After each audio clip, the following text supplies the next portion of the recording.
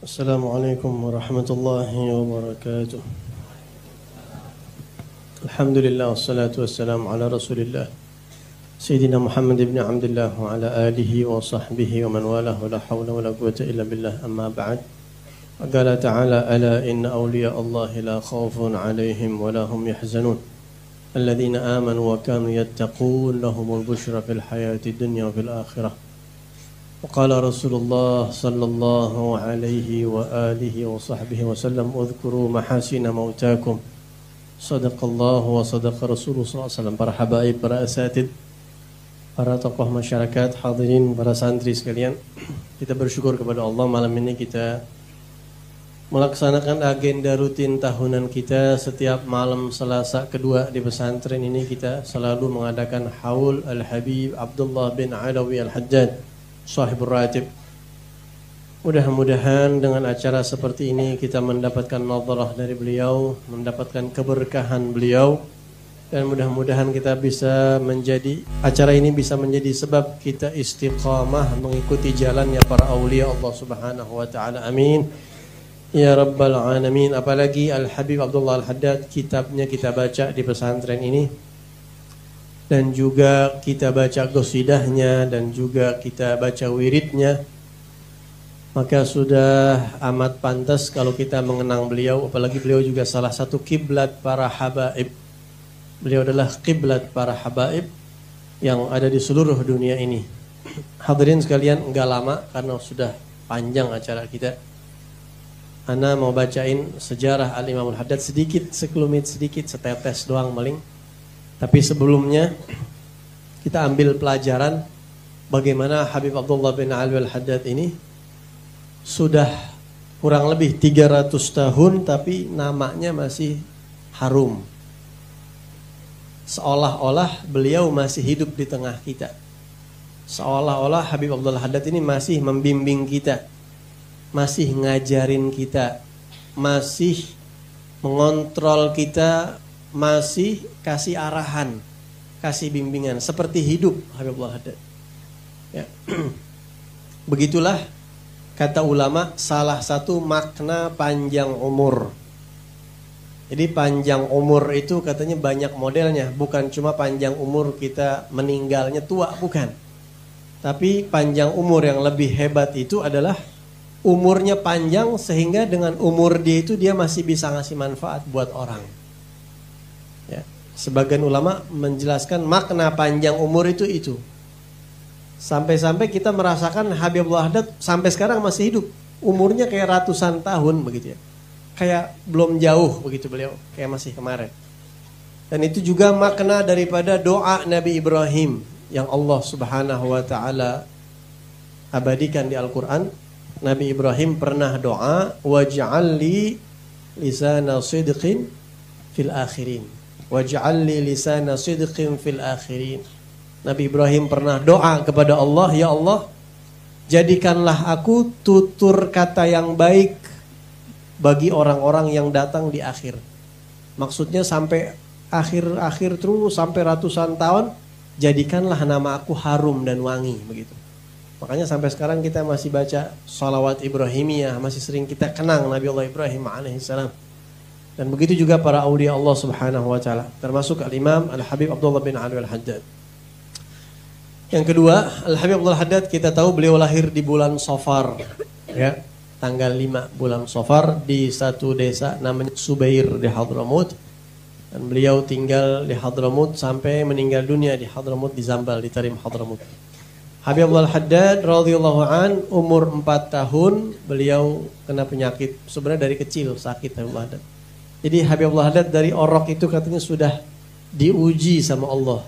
Ya, ingat masih kita dulu ceritakan masih pakai bedongan, masih orok. Habib Abdullah Haddad itu katanya pernah satu malam nangis nggak berhenti-berhenti. Sampai orang tuanya bingung, ini kenapa dikasih makan udah, diinin udah. Sampai akhirnya ketika dibuka bedongannya ternyata di dalamnya itu ada kalajengking yang matukin beliau katanya. Dari kecil udah dapat ujian.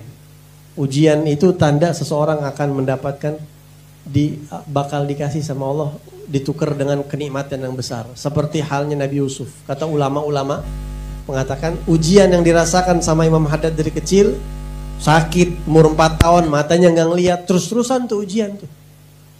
Kita lihat Nabi Muhammad SAW, para nabi semua asyaddun nasi bala'an al-anbiya thummal amthal fal amthal.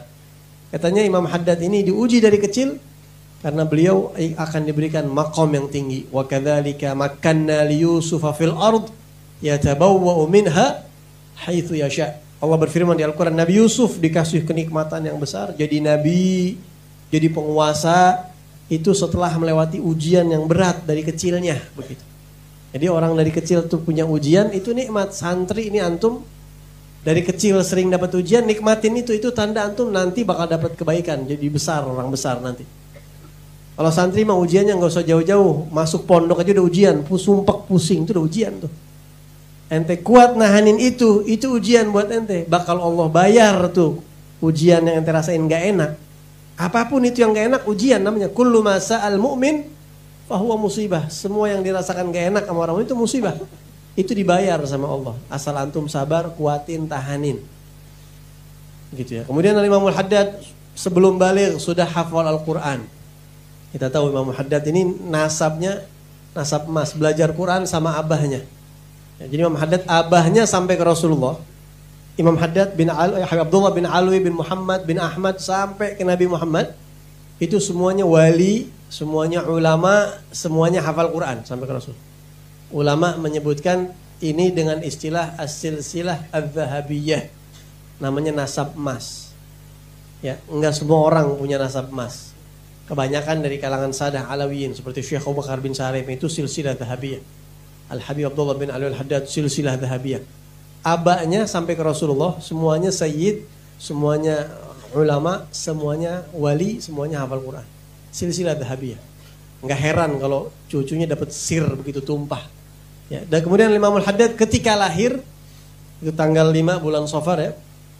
Katanya ulama-ulama menghitung tahun lahirnya Imam Haddad dihitung pakai huruf abajadin. Dan terbentuklah kata-kata asyraqat syamsus sufiyah. Telah terbit matahari kaum sufi, mataharinya para ahli tasawuf. Begitu katanya. Kemudian Imam Haddad lahir, beliau belajar Quran dan belajar sama guru-gurunya banyak. Imam Haddad punya guru lebih dari 140. Mereka semuanya aulia dan al-arifin billah. Imam Haddad mengatakan, saya hitung-hitung guru saya lebih dari 100 orang. Dalam kesempatan yang lain 140 orang. Baina waliyin wa baina arifin billah. Itu 140 wali dan arif billah. Dan Imam Haddad ini belajarnya sungguh-sungguh katanya. Dan beliau dapat futuh dari Allah sebab surat Yasin. Jadi orang itu, para ulama, ente kalau santri ini belajar nih kadang-kadang dapat futuh. Dapat futuh tuh hati dibuka, ilmu masuk udah gampang. Ada sebabnya tuh macam-macam. Sebabnya ini, sebabnya itu. Imam Haddad itu sebab futuhnya surat Yasin. Beliau itu selalu tekun baca surat Yasin, gak lepas. Bahkan kata sahabatnya, teman belajarnya Imam Haddad namanya Habib Abdullah bin Ali Al-Idrus. Teman belajarnya bareng Imam Haddad. Itu Habib Abdullah Haddad kalau udah baca Yasin sampai pingsan-pingsan katanya. Sampai pingsan baca Yasin. Saking istighraqnya baca Yasin sampai hilang, gak sadar katanya. Kadang sampai nangis-nangis, terseguk-seguk sampai nangis Imam Haddad. Dan Imam Haddad juga dari muda biasa datang ke gunung-gunung. Ngapain ke gunung-gunung? Bukan jalan-jalan. Di Hadramut gunungnya pemandangannya beda sama Pabuaran, Sukamakmur, jauh. Di Hadramut gunungnya coklat tuh warnanya, nggak ada yang lain. Ya, padang pasir di sana. Lalu datang ke lembah-lembah, ke gunung-gunung, ngapain? Khalwat, menyendiri, jauh dari orang. Jadi masih muda kayak begitu. Nggak heran nih kalau kita lihat Imam Haddad, kok magomnya tinggi. Lihat mudahnya apaan? Dan dari masih muda Imam Haddad tiap malam kagak tidur ngisiin masjid-masjid yang ada di sekitar Tarim. Ngisiin air wudhu, tempat wudhu. Zaman dulu wudhunya nggak pakai mesin. Jadi mesti ditimba, diisiin. Itu Imam Haddad keliling kota Tarim tuh masjid semuanya orang sholat subuh tinggal wudhu. Sampai-sampai sebagian orang-orang Hadramut mengatakan kadang-kadang kita lihat adzan subuh Imam Haddad, bukan adzan subuh, sebelum adzan subuh di malam hari beliau tidurnya tuh di tempat wudhu salah satu masjid saking capeknya. Ya, tentunya habis tahajud, habis segala macam. Sampai keluarganya ngenes, nggak tega.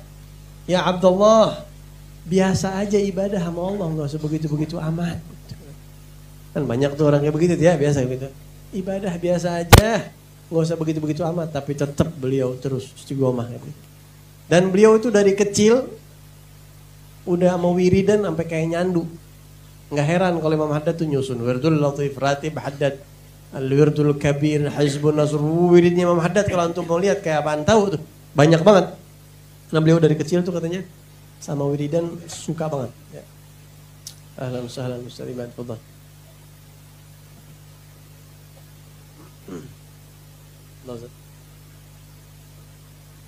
Jadi dari kecil tuh biasa wirid, zikir tuh Imam Haddad sampai mendarah daging. Habib Abdul Haddad sama wirid sama zikir itu mendarah daging. Sampai beliau disebut katanya Abdul Hadrah. Abdul Hadrah ini hamba yang sudah merasakan dimensinya itu selalu bersama Allah. Sampai-sampai sering ana ceritain ya, beliau itu katanya kalau lagi ngomong sama orang, kalau ada orang nanya, datang, Habib saya mau tanya, tafadhol tanya. Begini Habib, saya punya masalah begini. Itu buat konsentrasi memahami omongan orang kadang susah. Karena kontaknya sama Allah terus. La ilaha illallah, la ilaha illallah, la ilaha illallah, la ilaha illallah. Allah. Kayak kita susah khusyuk waktu sholat, begitu dah kebalikannya kira-kira. Kita kalau sholat kan mau khusyuk susah.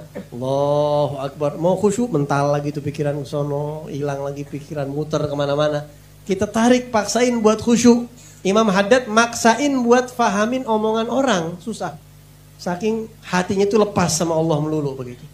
Sampai disebut Abdul Hadrah. Itu karena dari kecil udah inget Allah terus. Wirid mulu Imam Haddad begitu ya. Belum lagi belajarnya. Imam Haddad belajarnya Masya Allah luar biasa. Pokoknya kalau ngelihat managib luar biasa. Ibadahnya Imam Haddad, antum tahu kan, beliau sebelum belajar aja sholatnya 100 sampai 200 rakaat di Masjid Ba'alawi itu. Setiap pagi, setiap hari. 100 sampai 200 rakaat. Kalau kita pasti bingung ngatur waktunya bagaimana. Kalau waktu kita udah kurang berkah.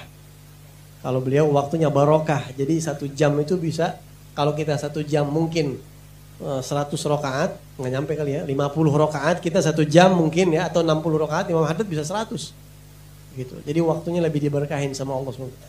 Sebagaimana Nabi Muhammad di malam Isra Mi'raj, waktunya diberkahin sama Allah dengan luar biasa. Dan beliau juga Imamul Haddad ini belajar fikih, belajar tasawuf dan sebagainya. Kemudian Al-Habib Abdul Haddad pertama kali ngajar umur 17 tahun. Pertama kali ngajar umur 17 tahun setelah menikah dengan seorang wanita dari kabilah masyayikh gitu, anda lupa marganya apa. Ya, nah ini mertuanya Imam Haddad, di sampingnya ada masjid namanya Masjid Al-Hujairah. Di masjid itu beliau pertama kali ngajar, 17 tahun ngajar. Dan beliau luar biasa sampai Allah kasih futuh luar biasa, datang orang belajar dan seterusnya sampai beliau menjadi orang yang sangat luar biasa. Ilmu Al-Imamul Haddad. Al-Habib Abdul Haddad ilmunya seperti apa, Bib? Ilmunya Habib Abdul Haddad ya kalau kita jauh bandinginnya. Ilmunya Al-Imamul Haddad itu, Habib Abdul Haddad punya murid namanya Habib Ahmad bin Zain Al-Habsyi. Salah satu khalifahnya yang paling khusus. 40 tahun duduk mulazamah sama Imam Haddad. Habib Ahmad bin Zain Al-Habsyi. Itu beliau menulis kitab, punya karya tulis namanya As-Safinatul Kubra. Berapa jilid Habib? Safinatul Kubra. Pokoknya tebal. Safinatul Kubra itu tebal ya. Kayak Majmu' mungkin begitu. Anda lupa berapa puluh jilid atau berapa belas jilid begitu. Kitab As-Safinatul Kubra. Itu kitab pembahasan fikih. Sampai Imam Haddad mengatakan Habib Ahmad bin Zain Al-Habsyi ini adalah Imam Syafi'i di zamannya. Ya, Imam Syafi'i di zamannya. Saking ahli fikihnya. Habib Ahmad bin Zain Al-Habsyi bilang, kata beliau, ini Al-Imamul Haddad kalau sepengetahuannya ngomong orang yang 40 tahun duduk, bukan baru sebentaran, 40 tahun duduk, udah tahu banget. Kata beliau, Habib Abdul Haddad ini telah mencapai derajat mujtahid mutlak. Apa itu mujtahid mutlak? Beliau sudah bisa mendirikan madhab fikih sendiri kalau mau. Kayak kita ada madhab Syafi'i, madhab Hambali, madhab Hanafi, madhab Syafi'i begitu ya. Cuma Al-Habib Abdul Haddad enggak bikin madhab sendiri. Beliau lebih mengikuti salaf-salafnya. Dan beliau juga sejalan sama Imam Syafi'i. Dilihat Udah banyak yang selaras sama Imam Syafi'i, mau ngapain bikin madhab lagi? Hanya saja dalam masalah air Imam Haddad katanya mengatakan lebih condong kepada madhab Imam Malik. Makanya kita sering dengar Imam Haddad mengatakan, laulal adab ma'as salaf la dhahabtu malikan fil ma. Kalau bukan karena takut menjaga akhlak sama para pendahulu leluhur salaf-salaf soleh yang sudah ikut memilih madhab Imam Syafi'i, saya lebih condong kepada pendapatnya Al-Imam Malik dalam urusan air. Urusan air kan kalau kita ada musta'mal, ada ini itu ya, ada tahir, ghair tahur begitu. Kalau Imam Malik madhabnya lebih simpel masalah air. Tapi tetap Imam Haddad menempuh madhab Syafi'i. Jadi fikihnya Imam Haddad madhab Syafi'i. Ilmunya antum bayangin kayak begitu. Sampai-sampai salah satu salah satu gurunya Al-Imam Al-Haddad, salah satu guru Imam Haddad, nah lupa siapa namanya? Yang terus pergi ke India, siapa Mus? Anda nggak ada ingat? Anda ngandelin mutolaah yang udah tahun-tahunan yang lalu di manaqibnya. Ada salah satu murid Imam Haddad yang Habibullah Haddad dulu belajar sama beliau kitab Al-Irsyad, fikih. Ya, kitab Al-Fiqh Ibn Muqri. Pergi ke India dakwah begitu. Orang dulu Hadramut biasa pergi ke Jawa, pergi ke India, pergi ke Indonesia dakwah banyak ya. Salah satu yang menyanyi kunjungin Indonesia sama India. Terus balik lagi ke Hadramut, melihat Imam Haddad sudah menjadi lautan ilmu yang sangat luas. Sampai dilihat, ini Imam Haddad ilmunya ini lebih tinggi dari ana, kata dia. Tahu ini, tahu itu, kalau ngajar. Akhirnya beliau duduk belajar sama Habibullah Haddad. Jadi antum bayangin, itu terjadi. Guru belajar sama murid, gimana tuh alimnya tuh. Dulu orang ini ngajarin Habibullah Haddad, tapi setelah berapa tahun kemudian, dia belajar bersimpuh kepada Imam Haddad, baca kitab Ihya Ulumuddin, katanya begitu. Dan itulah makna bait qasidah, ana ad'u man da'ani. Ya, aku menyeru, mengajak, mendakwahi orang yang dulu pernah menyeru aku. Dulu dia bimbing aku, sekarang aku bimbing dia. Ya. Hakadha hukmul qadhiyah. Itu sudah ketetapan takdirnya Allah. Ya, Imam Haddad, bukan kemauannya Imam Haddad. Fi khususin la umumin, tapi tidak semua gurunya. Semua gurunya belajar? Enggak. Hanya guru-guru tertentu. Tidak secara umum. Karena ada guru-guru besar yang Imam Haddad tetap belajar. Seperti Habib Umar bin Abdurrahman Al-Attas. Seperti Habib Muhammad bin Ali Al-Segaf. Ya, allata min ba'di nahlah. Penimbahan ilmu yang kedua setelah penimbahan ilmu yang pertama. Jadi habis ngambil ilmu lagi. Kalau kata orang Betawi, mindo, habis makan lagi begitu ya. Ngambil ilmu tuker-tukeran begitu.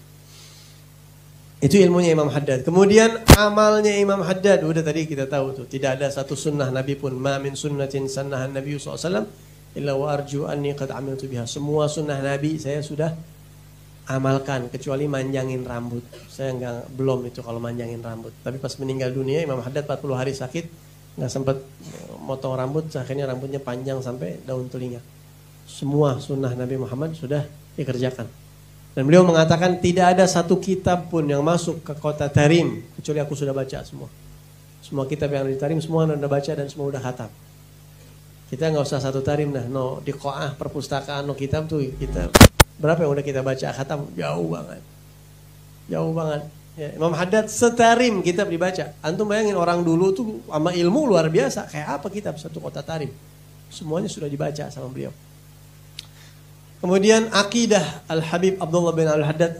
Imam Haddad akidahnya ahlus sunnah wal jamaah. Dan beliau bahkan menjelaskan aqaid ahli Islam. Di akhir kitab Nasaidiniyah menjelaskan tentang segala macam. Bahkan Imam Haddad menyusun Ratib Al-Haddad itu karena ada orang yang masuk ke satu kampung alirannya udah di luar akidah ahlus sunnah wal jamaah. Yang gak suka sama sahabat Nabi. Yang suka mencibir sahabat Nabi begitu ya, aliran sebelah sono. Yang kita nggak perlu sebut, pokoknya sahabat Nabi kurang suka dia begitu, masuk ke satu kampung, akhirnya orang kampung itu menyusun dan beliau minta amalan sama Ibnu Haddad buat jagain akidah. Akhirnya beliau susun Ratib Al-Haddad, ilham dari Allah setelah istikharah minta petunjuk dari Allah SWT. Jadi ahlus sunnah banget. Dan beliau bahkan menuliskan di kitab-kitabnya tentang akidah ahlus sunnah wal jamaah. Jadi kalau ada habaib, akidahnya bukan ahlus sunnah wal jamaah, dia keluar dari jalur kakek-kakeknya berarti. Dia nggak sejalan lagi sama leluhurnya. Habib Ali Al-Habsyi mengatakan man la salak fi tariqi ahlih tahayyam wada'. Siapa orang yang enggak mau ikut jalan kakek jidnya leluhurnya, maka dia bakalan linglung hidupnya, terombang-ambing, nyasar kemana-mana, kata Habib Al-Habsyi. Jadi Imam Haddad akidahnya ahlus sunnah wal jamaah asy'ariyah. Seperti yang kita jalanin pada saat ini dan seperti leluhur-leluhur kita.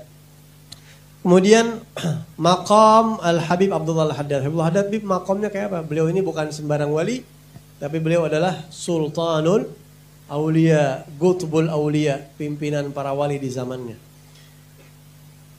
Setiap begini ya, orang tuh ngomong ini gutub nggak bisa sembarangan, ngomong gutub tuh nggak bisa sembarangan. Ini orang sana ngomong gutub begitu ya, sembarangan banget. Ngomongin gutub tuh sembarangan banget. Nggak bisa kita ngecap sekarang nih setelah wafat Habib Abdul Qadir bin Ahmad Assegaf, siapa gutub? Nggak tahu, sampai sekarang belum ada yang memunculkan, artinya pasti ada orangnya, cuma siapa? Belum ada yang tahu. Para wali Allah, kekasih Allah tingkatannya macam-macam, tapi yang paling tinggi presidennya, rajanya para wali, itu pasti ada setiap zaman. Fi kulli zamanin wahidun yubtada bihi wa anta la syakka wahiduhu. Meninggal ada gantinya, meninggal pasti dilantik gantinya. Nah sekarang siapa? Wallahu a'lam. Habaib juga nggak ada yang ngomong ngebocorin. Habaib yang masya Allah ya, yang memang benar berilmu, nggak ada yang ngomong gutub, nggak ada, diam semua. Allah nggak tahu semuanya katakan semua katakan. Masih baru ngeraba-raba, jangan-jangan fulan, jangan-jangan Habib fulan, jangan Habib fulan. Dan jadi wali gutub ini kagak gampang. Jadi wali gutub, kalau jabatan zahir tuh istilahnya ada RT, RW, lurah, camat, bupati, gubernur, menteri, presiden, ketua PBB. Kalau jabatan zahir itu ada periodenya. Ada yang 3 tahun, ada yang 5 tahun, ada yang 10 tahun. Tapi kalau jabatan batin, khilafah batinah dari Rasulullah SAW turun kepada sahabat-sahabat, pada aulia-aulia, itu nggak ada jangka waktunya, tergantung sekuatnya ente, magomnya ente berapa lama begitu. Ada yang cuma 3 hari doang. Jadi gutub, orang jadi gutub cuma 3 hari doang, lepas lagi pindah gutbiyah itu ke siapa? Kenapa? Katanya nggak kuat. Jadi gutub itu nggak gampang katanya. Kok nggak gampang, Bib? Ente bayangin ngurusin orang sedunia. Gimana tuh? Ngurusin batinnya orang sedunia, bukan batin, ini orang secara batin ngurusin begitu. Ngurusin manusia sedunia secara batin. Istighfarin orang yang berbuat maksiat, orang yang begini. Ibaratnya kalau zahirnya nih, jabatan zahir nih misalnya gubernur, ngurusin jalan harus rapi, nggak boleh ada yang melanggar, masuk penjara, itu kan kewenangan dia. Nah ini kalau para aulia nih, yang maksiat, dia yang istighfarin, dia yang iniin, balak mau turun, dia yang doain sahabat jangan sampai turun balak, kayak begitu. Mereka punya tugas masing-masing sebagaimana ada menteri perdagangan, menteri ini, menteri itu tuh yang ngatur semuanya. Tapi mereka tasarrufnya batin. Kalau itu tasarrufnya zahir, kalau ini tasarrufnya batin. Sama, dikasih kepercayaan sama Allah seperti itu. Jadi nggak gampang. Jadi Qutbul Aulia itu nggak gampang. Sultanul Aulia itu nggak gampang. Nah, dari mana kita tahu Habib Abdul Haddad itu Qutb? Jadi memang ada sejarahnya itu. Nggak ujuk-ujuk. Oh, karena kita Al-Haddad bilang Qutb. Enggak, semua orang bilang. Dari mana? Nah, di antaranya Allah kasih sinyal-sinyal sama hambanya. Ada satu orang soleh, alim, yang mimpi. Dalam mimpi itu dia lihat ada arak-arakan dari langit turun ke bumi. Dan aulia-aulia yang sudah pada meninggal ikut arak-arakan itu. Yang mimpi akhirnya datang, nanya, ini arak-arakan apa? Sama salah satu rombongan. Yang ditanya menjawab, oh ini adalah arak-arakan pelantikan Magam Qutbiyah. Siapa? Orangnya siapa? Sayyid Abdullah bin Alwi Al-Haddad. Bangun tidur dia. Akhirnya berapa waktu kemudian dia beraniin diri, dia datang ke Habib Abdullah bin Alwi Al-Haddad. Habib, ana mimpi Habib. Mimpi apa? Ana tadi malam melihat arak-arakan begini, gini. Apa kata Imam Haddad? Kalau mimpi itu benar, nanti anak kasih sinyal sama ente. Kalau bangsa kita kan tengil gitu, biar lo tahu tuh siapa gua. Kalau kita kan anak begitu tuh. Imam Haddad enggak, anak belum tahu mimpi ini hak atau tidak. Nanti kalau mimpi ini hak dari Allah, anak kasih tahu ente. Dan enggak langsung, berapa lama kemudian Imam Haddad bilang, ru'yak haq. Mimpi ente benar. Satu. Yang kedua, jadi mimpi itu ketika Allah berfirman, ala in awliya Allah la khaufun alaihim wa lahum yahzanun.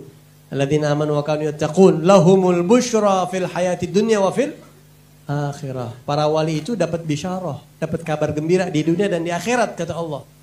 Sahabat nanya sama Rasulullah, ya Rasulullah, apa maksud busyra di dalam ayat ini? Kata Nabi, al-busyra fil akhirah al-jannah.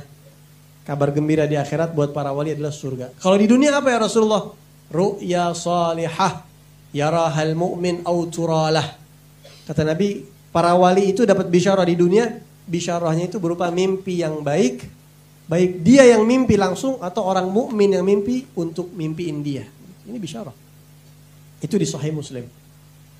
Ya. Nah yang kedua, dari mana kita tahu Imam Haddad ini gutub? Imam Haddad ini gutub dari mana? Di antara tanda-tandanya. Jadi dulu katanya di zamannya Imam Haddad itu banyak para wali masyhur. Di antaranya di Maroko, di Maghrib. Di sana di Maroko ada wali masyhur. Kan wali itu kadang-kadang kita ngelihat mukanya aja sampai auranya kental banget begitu ya. Nah, ada satu wali datang di Maroko, di satu daerah begitu. Dan orang-orang kerumunin ini wali sampai ribuan orang. Sampai orang-orang tuh kalau ngeliat mukanya sampai subhanallah, ini wali cahayanya begitu nampak banget. Ada salah satu jamaah yang hadir duduk di pojok sebelah kanan syekh ini. Ya, pas nih syekh datang, orang ngarak nyambut, masya Allah. Pas syekh ini duduk sambil ngatain jamaah gitu, acara sedang berlangsung. Ini satu jamaah yang ada di pojok, di hatinya kagum-kagum begini, subhanallah. Ini wali luar biasa. Apakah beliau gutub sekarang ini? Jangan-jangan beliau kali gutubnya ya. Ini orang ngomong cuma di hati, nggak di mulut. Dan jaraknya jauh. Ini syekh memang wali Allah asli, bukan wali-walian, bukan wali asli. Beliau langsung nengok ke orang tersebut dan bilang, "Syuf ya fulan, ente hati-hati sama pikiran ente. Gutbiyah bukan anda yang pegang sekarang. Al-Gutbiyah inda Sayyid Abdullah bin Abdul Haddad fil Yaman.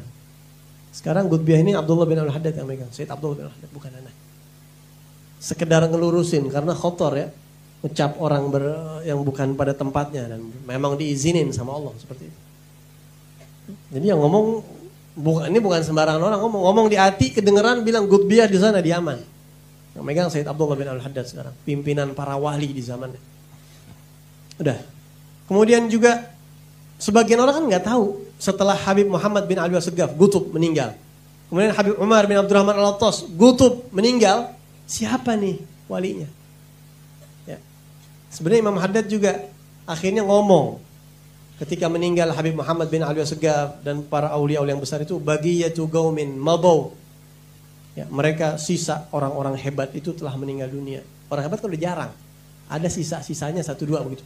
Beliau meninggal dunia. Wa hum khallafuni indama saru.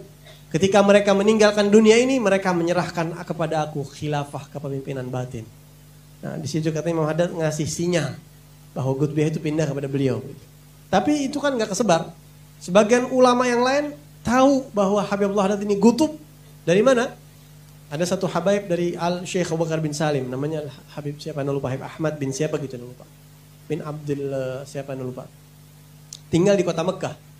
Ya, tinggal di kota Mekah. Waktu Habibullah Haddad pergi haji umur 35 tahun. Beliau yang nyambut. Beliau nyiapin rumah. Semuanya beliau. Tapi sebelum Habibullah Haddad pergi haji, Imam Haddad itu nyusun qasidah kan. Salah satu gosilnya gad kafani ilmu rabbi min suali wa ikhtiyari fa du'ai wa ibtihali syahidun li biftigari. Gosidah itu tersusun dan kesebar kemana-mana sampai gosidah itu ke Mekah, sampai ke tangan beliau. Begitu nyampe gosidah ini dibaca pelan-pelan, ini yang baca wali. Baca pelan-pelan, udah gutub beliau sekarang. Jadi katanya beliau ketahuan Gutbiyah di antaranya ada yang lewat mimpi, ada dari mukasyafah. Ada juga dari syairnya beliau, Gad kafani ilmu rabbi. Ini kalau bukan gutub nggak sampai begini ngomong, ini nggak sembarangan. Kalau kita mah cuma tahu artinya doang, maknanya sampai dalam kita mungkin nggak tahu. Dah. Kemudian juga waktu beliau pergi haji umur 35 tahun. Dan itu hampir selesai menulis kitab An-Nasaih Ad-Diniyah, hampir selesai. Dibacakan di makamnya Rasulullah, dibawa tuh, dibaca. Waktu lagi wukuf di Arafah, kan orang pada doa, Imam Haddad doa berdiri. Tahu-tahu ada orang nggak dikenal datang bilang, woi semuanya yang lagi wukuf ya ahlal mauqif, ente pada doa aminin nih. Nih yang doa sekarang nih seorang gutub lagi doa di padang Arafah. Sekarang beliau nih Gutbiyah. Tahu-tahu dia ngomong kayak begitu. Imam Haddad diam aja sambil doa. Dan banyak lagi dan banyak lagi dan banyak lagi. Antum tahu Gutbiyah ini ada orang yang nggak kuat, yang sampai panas, sampai nggak bisa megang Gutbiyah, nggak sembarangan. Habib Abdullah bin Alwi al-Haddad itu katanya berapa lama menjabat sebagai Sultan Aulia. Jadi kalau jabatan zahir ada batasnya, sekian tahun, sekian tahun, sekian tahun. Tapi kalau jabatan batin itu terserah Allah. Ada yang 3 hari jadi gutub, ada yang sebulan, ada yang setahun, ada yang sampai 20 tahun lebih. Seperti Habib Abdul Qadir bin Ahmad As-Segaf. Oh, itu luar biasa. Nggak sembarangan, 20 tahun ngurusin manusia sedunia ini. Allah kasih kewenangan. Seperti presiden lah begitu, kalau ente nggak percaya, bagaimana sih udah kayak presiden tuh ngurusin orang, begitu, itu zahir. Gutub ini batinnya. Gitu ya. Ada lagi yang lebih lama, Habib Abu Bakar bin Muhammad As-Segaf Gresik, itu 30 tahun lebih, bahkan sampai 35 tahun. Ini menggemparkan dunia tasawuf, menggemparkan dunia kewalian ketika Abu Bakar nih pimpin Gutbiyah sampai 35 tahun. Tapi pemecah rekornya Imam Haddad 60 tahun lebih. 60 tahun menjabat Gutbiyah. Waktu Habibullah Haddad di kitab Nafais Ulwiyah ditanya, Habib siapa Gutub yang pertama? Beliau mengatakan, Gutub yang pertama setelah wafatnya Nabi Muhammad adalah sesuai tertib Khulafa Ar-Rasyidin. Walaupun dah khilaf, kata para wali begitu. Sayyidina Abu Bakar Gutub, kemudian Sayyidina Umar Gutub, kemudian Sayyidina Uthman Gutub, kemudian Sayyidina Ali Gutub, Sayyidina Hasan, Sayyidina Husain dan seterusnya. Begitu. Gutub terakhir adalah Al-Imam Al-Mahdi Al-Muntadhar. Imam Mahdi itu terakhir Gutbiyah, Sultan para wali. Terakhir kata beliau, kata Imam Haddad. Imam Haddad ini terlama. Tapi bukan berarti paling afdol daripada sahabat, enggak ya. Tapi kalau dilihat lama tuh, lamanya 60 tahun. Ini rekor.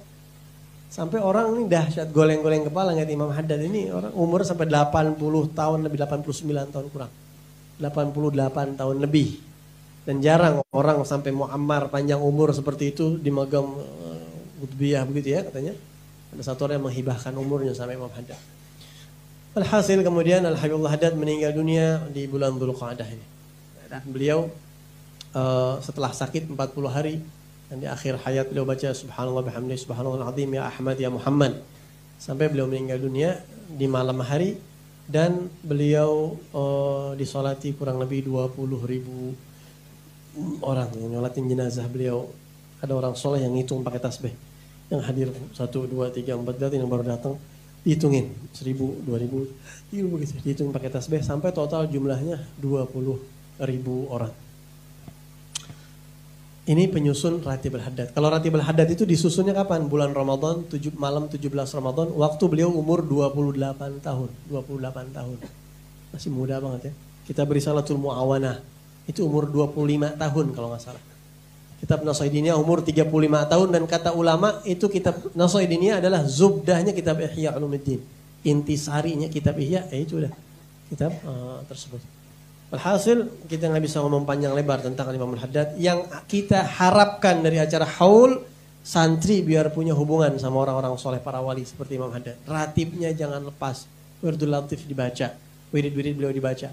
Ana Al-Fagir saya mudah-mudahan termasuk orang yang cinta sama beliau. Kita pengen di hari kiamat bangkitkan sama beliau. Dan antum ingat baik-baik, orang yang punya hubungan sama wali, wali itu tahu dan dia nggak bakal diam. Apalagi Imam Haddad pernah mengatakan, man dakhal himana masayyabna. Siapa yang masuk ke daerah kami, hubungan sama kami, baca ratib kami, baca kitabnya, maksudnya menyatakan diri bahwa kita ikut sama beliau, Imam Haddad kita akan perhatiin dia dan kita nggak akan sia-siakan dia. Kita nggak bakal tinggalin dia, Imam Haddad. Dan pengalaman, Masya Allah, kita bikin hal Imam Haddad ini, kita ngelihat banyak keajaiban ya. Barakahnya Imam Haddad. Kita nol, kita nggak punya apa-apa. Tapi Imam Haddad dengan tasarruf, yakni dengan keberkahannya, kesolehannya, Masya Allah, banyak banget keajaiban luar biasa. Dan kita alhamdulillah tiap tahun nggak pernah putus. Kita selalu ngadain haulnya Imam Haddad. Alhamdulillah. Walaupun ada mungkin orang-orang yang Allah jauhkan dari para kekasihnya itu, na'udzubillah min dzalik. Kita kadang-kadang dideketin sama Allah dengan para kekasihnya. Salah satunya dengan cara seperti ini. Dan banyak keistimewaan yang Anda nggak bisa ceritain yang luar biasa. Mudah-mudahan pesantren ini kita berharap. Mudah-mudahan pesantren ini santri-santri yang mondok, yang belajar sama kita, mendapatkan nadrah perhatian dari Al-Habib Abdullah bin Haddad. Ya, walaupun itu mungkin terlalu tinggi, anak harus ngaca sama diri anak. Tapi nggak ada salahnya tadi kitab yang dibaca antum tahu, yang dibaca itu subhanallah, tadi yang dibaca itu kitab ajib banget. Di antaranya ada panjang lagi dari cerita yang itu. Di antaranya cerita yang berhubungan ahli maksiat itu dapat keberkahan orang soleh asal dia cinta, di antaranya begitu ya. Insyaallah mudah-mudahan, dan kita yakin Imam Al-Haddad insyaallah tahu kita bikin haul ini malam. Kita yakin beliau merasakan, tahu pasti, dan kita udah ngerasain. Yang hidup aja pada tahu, kalau kita omongin apalagi yang meninggal. Apalagi yang aulia seperti itu yang sudah banyak khasais dari Allah Subhanahu wa taala.